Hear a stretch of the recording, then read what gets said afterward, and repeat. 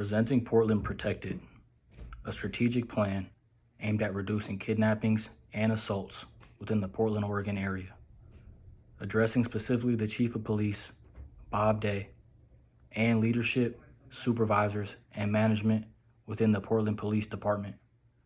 Addressing current crime trends related to kidnappings and assaults, and the foundations laid forth by Portland Ceasefire and Portland Safe Block, two successful crime initiatives, both introduced in 2022 and 2023 respectively, that saw significant reductions in environmental crime and in gun-related crime and shooting. In order to successfully foster change and meet a 10% per year for 5 years in annual reduction in major kidnapping and assault crimes, we must manage and apply new technologies to new safe initiatives that allow crime reduction to take place and citizens to enjoy safer communities. Coined Portland Protected, this strategic plan will focus on drone technology and previous environmental crime initiatives to tackle both assault-related crimes and kidnappings within the Portland. Several other questions that arose were given the current increases in some offenses. How realistic is the plan's goal of 10% per year for the next 5 years? As well as given the existing staffing and resources constraints, which of the recommended priorities do you believe should be implemented first? In 2024 to 2025, gun crime was reduced 35%, 24% in the year before that, and 19% in 2022, attributed to Portland Ceasefire. Following that same trend, according to gun initiatives, we can know that PPB will bolster through funding and its reliance on technology, its crime reduction initiative, Portland Protected. Several questions that arose in the initial planning phase of the strategic plan will be addressed. What specific metrics could be used to assess procedural justice efforts, leading measurable improvements in community trust over time? In order to understand how a community is more trusting, specifically involving privacy concerns and drone technology, we'll first lay out the data, lay out the metrics for using this technology. Another question that arose is the $200,000 from the TEP grant enough to expand technology training and new initiatives over this 5-year period? First off, TEP is good for 2 years and then is able to be renewed, meaning that this department can use it for the 5 years of this plan, given that it's showing successful. The proposed budget of $200,000 over 2 years is more than enough funding, given the fact that $98,000 in 2024 and 2025 saw Portland Ceasefire and Portland Safe Block both successful in tackling their crime initiatives. Collecting large amounts of geographic data is able to aid in critical incidents and traffic crime occurrences, and maintaining technology required to keep this program successful. Drones are not expensive to maintain or acquire, and the average cost of SUAS for law enforcement departments per drone is between $350 and $500. So first, lay out the data for this strategic plan. We have to review data from the last few years, starting in 2022 to 2023, 2024, and 2025. Current assault trends in the Portland area were highly significant in 2025, seeing a 10% increase from 10,000 in 2025 compared to approximately 9,000 in 2024. Over the 5 years for this strategic plan, we'll incorporate technology, GIS data, training, community outreach in order to reduce the number to only 4,500 assaults by 2031. Alarming increases in kidnapping show 102 in 2025 compared to only 70 in 2024. That's an increase of 46% per the data collected from Portland Police Bureau's website. Using successful initiatives such as Portland Ceasefire and Safe Block as a foundation for the crime reduction goal aimed at assaults and kidnappings, Coined Portland Protected, which will build on these foundations that use technology and community outreach as the basis for their crime reduction. Funding will initially be secured from the $98,000 that was approved in 2024 for new technologies and again used in 2025. TEP, the Technology and Equipment Program, is a 2-year federal grant awarded to police departments that focuses on technology and training in order to better equip police departments with the tools they need to reduce crime. Another question that came up during the initial planning phase was how can the Portland Police Bureau expand drone use and the collection of data while maintaining transparency, privacy, and trust from the community? For PPB to continue and expand its data collection and drone program, We must form a foundation of trust and transparency by maintaining lawful use of technology and storage and dissemination of protected public data under the Fourth Amendment.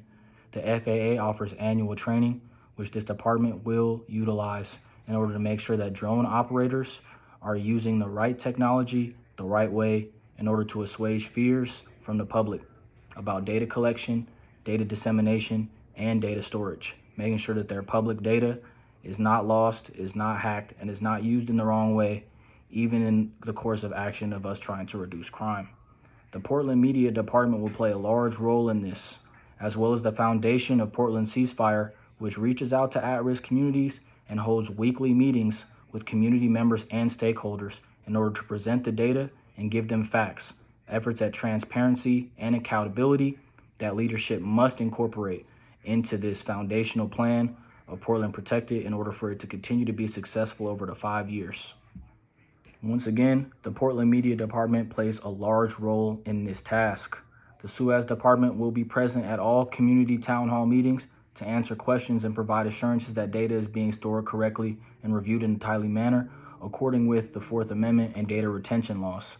Citizens can be assured that officers will have both initial and annual training, certified drone usage, and data collection.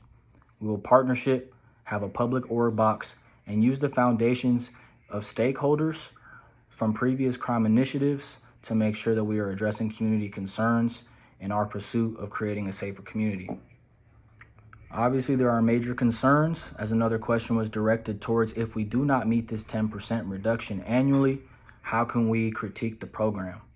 In order to be able to critique the program effectively, we will need to have quarterly and weekly meetings, as done with Portland Ceasefire, in order to make sure that we are reviewing the right data and sending the right patrols out to the right areas. Annual reviews of data will be able to back up whether our 10% is hitting the mark or if we're falling short, in what areas related to drone technology and GIS data must we direct our attention to in order to properly address hotspots and high crime areas, at-risk communities, and personnel who must be. And then how can we expand our drone use successfully and make sure that officers are trained accordingly? Although that was already addressed, we can understand that there are annual trainings offered by the FAA, and law enforcement who are equipped with drones in their law enforcement vehicles will utilize them only in the right ways and the right areas in order to make sure that the data collected is related specifically to crime and not public protected data or personal protected data. And lastly, how do you see Portland Protected program working day to day for officers in the field and not just at the strategic level? In order for Portland Protected to be as effective as the other crime initiatives this department has used over the last few years, first, funding must be secured and the timeline must be stuck to with quarterly and weekly reviews of data and personnel actions and operations in the field. We must rely on our leadership and management. Officers must be trained and our media department must expand per the budget. And managers must check in with their patrolmen to measure their ability to continue with potential work overload of using drones compared with their other daily tasks in the field. This crime initiative relies on first the leadership, the securing of the budget, and then at the end of the day, the officers in the field who are doing the work, collecting the data and responding to the crime events that happen. Luckily for us, technology has already showed a good. One of the last major concerns for this strategic plan was how does Portland Protected work for officers in the field every day? In order for Portland Protected to be as effective as other crime initiatives this department has used in the past, implementing funding requests must be applied at the highest level of leadership. Managers and supervisors must pay attention to the needs and goals of their patrolmen in the street who might see using this technology as a hindrance to their other daily operations.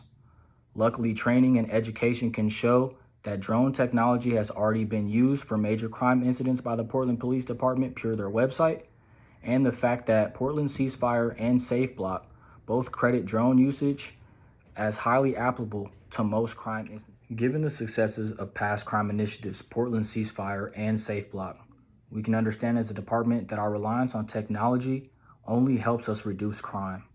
Expanding our technology in SUAS department in order to better meet the needs of the community start first at the leadership level and then extend to supervisors and managers, and lastly, officers in the street. Once education, training, the media department, and our community outreach programs are all implemented successfully, we can be sure that the 10% annual reduction number is well within our goal of providing reliable public safety to the Portland community.